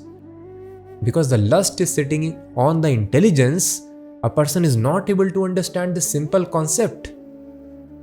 Thus Krishna has used the word here, Jnanam avritya dehinam. Jnanam avritya means cover. It covers the knowledge, veils the knowledge. Jnana Vijnana Nashanam it is called. It destroys Jnana and Vijnana, as Krishna mentions in the next shloka. Tasmatvam indriyanyadav niyamye bharatarshava papmanam prajahihyenam jnana vijnana nashanam. Therefore, Arjuna, best of the Bharatas, in the very beginning curb this great symbol of sin, lust, by regulating the senses and slay this destroyer of knowledge and self-realization. So it is called Jnana Vijnana Nashanam. Jnana means knowledge of soul, different from the body. It is Nashanam. So if we engage in lusty activities, too much sex pleasure or any kind of independent pleasure of the senses, then we are bound to believe that I am this body. Jnana Nashanam. And Vijnana means specific knowledge of the soul. I am not the body is one level. Jnana, specific knowledge, means if I am not the body, then who am I? I am not the child of my parents, then who are my parents? If I am not belonging to this nation, to which country I belong? What is my real identity? So what is the real identity of the soul within this body? This external identity is false. We need to know what is my relationship with God, how to engage in that relationship. This is called Vijnana, specific knowledge of the soul. So Jnana and Vijnana are lost. Jnana Vijnana Nashanam. How much ever we try to speculate, use our intelligence, we will not be able to understand this basic spiritual concept that I am not the body if we engage in lusty activities. Thus Krishna is telling, in the beginning itself, Tasmat Indriyani Adav, Chanakya Pandit says, fire, disease and enemy should be destroyed in the beginning itself. When they build up later, you cannot, they will kill you. So Krishna is telling how to control lust. Many people ask, in the beginning only training should be given. That is why Brahmachari, Gurukule Vasandanto Guror Hitam. Brahmachari should Danta, he should learn how to control the senses very nicely and work only for the satisfaction of Guru. His senses should be so regulated that, so this training, what we are discussing here, this complete training was given in the Gurukul. You could be the son of king, but you do work as a menial servant. And you go out to beg alms, and whatever you have raised, you should not think it belongs to you. You offer everything to Guru. Guror Hitam. You could have got many gold coins also, give it to Guru. Guror Hitam.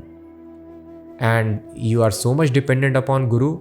If Guru does not call you for lunch, you are supposed to skip the meal. So nothing belongs to me, everything belongs to spiritual master. Nirmama, this training was given. So in the beginning, it is told in Bhagavatam also, Kaumar acharit pragyo dharman bhagavataniha.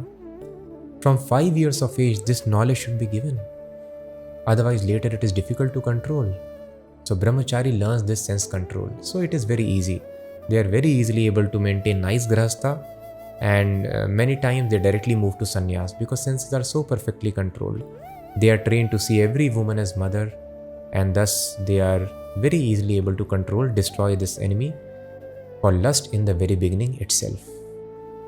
However, we should not lose hope that what to do now. Krishna consciousness is so powerful, this Buddhi Yoga what Krishna is recommending, that even a late beginner can make one's life perfect by strictly following the rules and regulations under the guidance of spiritual master. So it does not matter, we could be late, but if we are sincere and serious, then we also can, every layman can also become a lover of God. But it is important to understand the lust is sitting on the intelligence, lust is sitting on the mind, lust is sitting on the senses. So our mind and intelligence will misguide us. That is why I know I did this lusty activity previously, how much I suffered. Other people, they do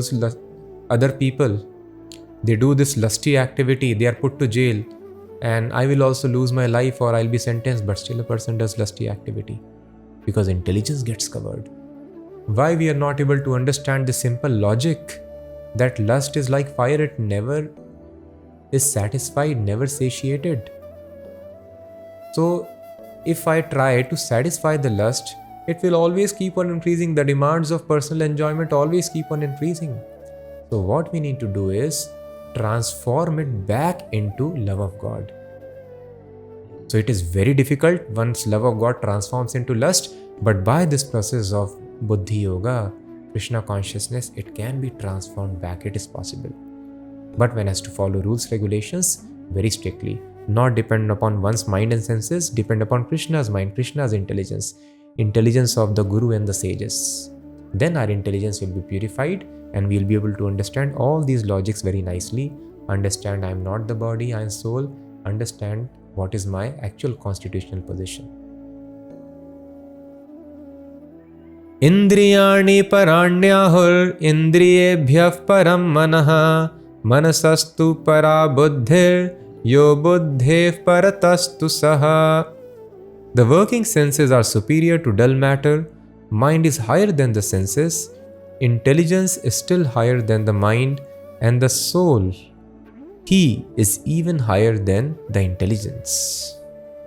Evam buddhev param buddhva stanstabhyatmanamatmana jahi shatrum mahabaho kamarupam durasadam. Thus, knowing oneself to be transcendental to material senses, mind and intelligence, one should control the lower self by the higher self, and thus by spiritual strength conquer this insatiable enemy known as lust. So Krishna has explained the internal hierarchy. Indriyani paranyahur, senses are superior to dull matter, you control matter using senses. Higher than senses is manaha, mind, with mind you control senses. Manasastu para buddhir, higher than mental energies, intelligence, with intelligence you control the senses. And higher than intelligence is mind, you choose, I should apply my intelligence in understanding Bhagavad Gita. You choose, I want to apply my intelligence in solving this puzzle. You are the controller of intelligence. So thus Krishna is telling, because you are the supreme, by spiritual strength you should try to control this lust, try to control your senses. By educating yourself in knowledge of spiritualizing the higher self, gaining spiritual strength, you should control your lower selves. Now, even though we may understand my senses are not in my control, we want to control senses on the level of senses. We want to control mind on the level of mind. By mental practices, we want to control. It is not possible, very difficult. You want to control the mechanical motion of wheel by holding the wheel. That is very foolish way of stopping the vehicle. By higher energy, you can control the lower energy. Turn off the ignition and then the wheel will stop, fan will stop. So this is the better way and the actual way, recommended way of controlling the senses. One has to understand that the spirit sits on the topmost chair of this internal hierarchy. Now the spirit is very weak, so we have to empower the spirit. And by spiritual strength, we'll be able to control the intelligence. Intelligence is next door enemy of spirit. So intelligence becomes purified when we have spiritual strength. With pure intelligence, one should control the mind, and with controlled mind, one should control the senses. In this way, one can destroy the enemy of lust, remove them from mind, senses, and intelligence.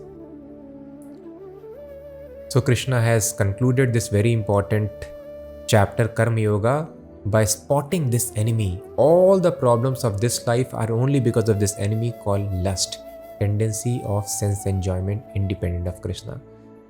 And gross form of it is the sex pleasure. So entire Varnashrama system takes a person eventually from Shudra to Brahmana to ultimately Sannyas, so that this tendency is controlled. So we should not think, I will suffer in life if I don't enjoy. No, anyway we are not enjoying. This so-called happiness which we have by satisfying our lust, this very happiness is actually the enemy of all of us. Just like the happiness which a moth insect derives by seeing the flame, fire, that very happiness becomes the cause of death of the moth. It jumps into fire, loses its life. Similarly, we are having all the problems only because of this so-called flickering happiness which anyway never satisfies us. The happiness that we want is love of God. For this, very scientifically, professionally, we follow spiritual life under the guidance of a pure devotee, and then once the lust is transformed into love of God, then we will understand why I was hankering for this thing always. So the conclusion of this chapter is, Arjuna is being recommended, please do not leave work because artificially you become sannyasi. That is not recommended. In mind, the thoughts will always come. And even if you think you are Atmarati, you are completely self-satisfied, still for the sake of guiding common masses, because you are king, you should work. But how you should work? Without getting attached to the results of activity. And Mai Karmani Sarmani, all the work should be surrendered unto me. The result should be surrendered unto me. And mind should be intent on me, you should be thinking of me always. In this way you please fight. And then when Arjuna tells Krishna, I may not be able to follow the instructions because something forces me to do wrong activities, that is called lust. So Krishna tells Arjuna, yes, control your senses in the very beginning. And then by spiritual strength, how do we get spiritual strength? It is very simple. Yatha taror mool nishechanena, leaf and root. Always remember this Shastric example. Put water on the root, leaf becomes nourished. So if we serve Krishna, we get nourishment, we become strong, and then we'll be able to control lust. And all the problems of life are thus solved. So with this, we finish the third chapter called Karma Yoga. Now we will begin another very wonderful chapter, fourth chapter, Transcendental Knowledge. Till then, please keep on contemplating and try to apply practically these instructions in your life. Thank you for listening. Hare Krishna.